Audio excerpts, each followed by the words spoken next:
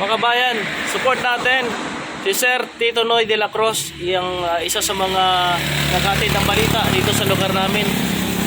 Sir Noy, promote mo yung YouTube channel. Okay, thank you again, Kuya Raymond. Thank you, tinutulungan mo ako na makagawa tayo ng makapunta rin ako sa YouTube, no? Yung mga program ko, pwede na nating ma-upload yan. Baka, no? Pwede, Sir Noy. Ano ang pwedeng abangan ng mga viewers natin sa iyong mga programa? Okay, 7 o'clock sa umaga, no? Sa every morning, may devotional tayo. Nagsishare tayo ng Word of God every 7 o'clock in the morning. At sa tanghali, meron tayong public affairs program.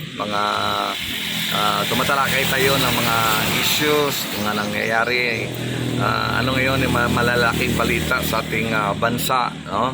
Kagaya ng itong nalalapit or baka di rin matuloy na impeachment trial ng ating Vice Presidente na si Vice President Sara Duterte. Pinakamainit po na pinag-uusapan ngayon yan, no?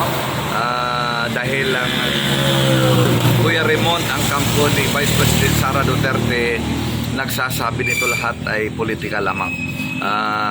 Dahil ang inaakusa sa kanya kung kaya in-impeach sa Kongreso, dahil sa korupsyon, yung ano niya, Kuya Raymond, yung confidential funds ng Office of the Vice President, na 125 million naubos na daw sa 11 araw o kung 11 days lang, no? Confidential funds po yon. Ibig sabihin parang may corruption na nangyayari. Kaya yung comment ng mga kampo sa kampo ni Vice President Sara Duterte na kung hindi to politika at nakita ng mga opisyal ng ating gobyerno na meron talagang corruption na nangyari, dapat sa ombudsman nila sinampahan ng kaso. Hindi i-impeach dahil kung i-impeach ka at napatunayang nagkasala ka, wala namang kulong yan eh. Ang mangyayari dyan, matatanggal ka sa pwesto mo. And then, pag natanggal ka, may kasamang parusa yun na perpetual disqualification. Hindi ka na pwedeng tumakbo kahit na anong pwesto sa ating gobyerno. So yun ang pinaka-target lang naman nila eh. Gaya ng mga sinasabi sa kampo ni Vice President Sara Duterte na gusto lang nilang tanggalin para hindi na makatakbo uli. Kasi nga ang dahilan politika. Meron talaga silang target na gusto nilang akutin. At naging sagabal sa kanila si Vice President Sara Duterte. So yun lang pinakasimpleng ano nila.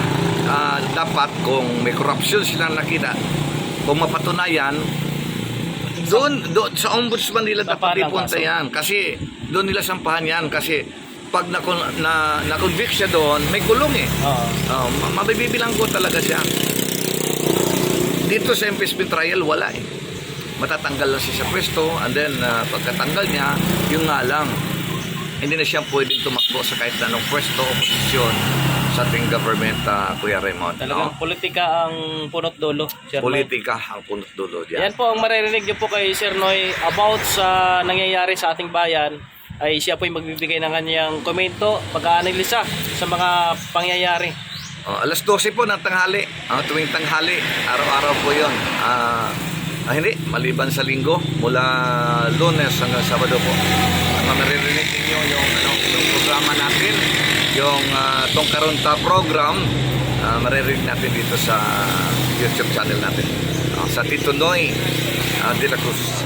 Subscribe po natin mga kababayan. Maraming salamat po sa inyo.